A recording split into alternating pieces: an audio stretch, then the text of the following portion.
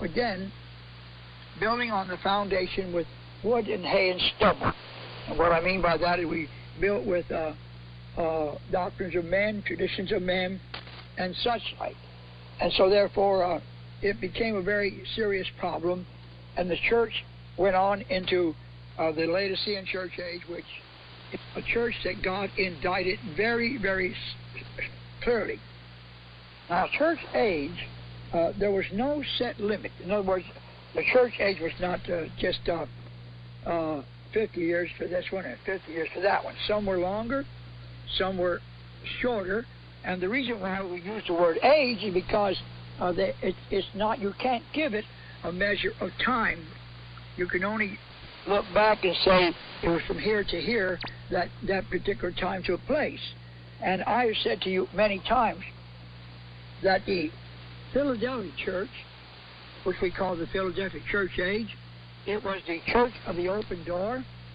It began in 1906 or 1900 or thereabout when God really thrust it forth, and it became a mighty move of God throughout the land at that time and around the world. And just to go back and read the account of what God did when there was no TV, no worldwide radio, no internet, no tremendous transportation like we have today.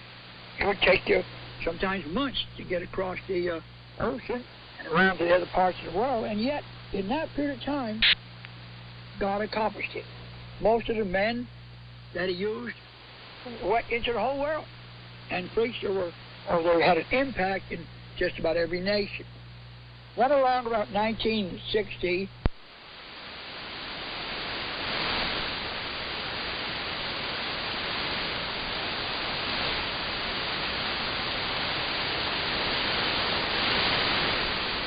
in 1970, it was fully implemented, and we come on into the year 2000.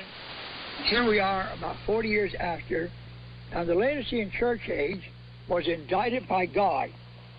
A church that did not know that they had forsaken God. They didn't know that they had gone away from God. And God said that because they were lukewarm, he said, you're lukewarm. You're neither hot nor cold. You can't even tell which side you're on.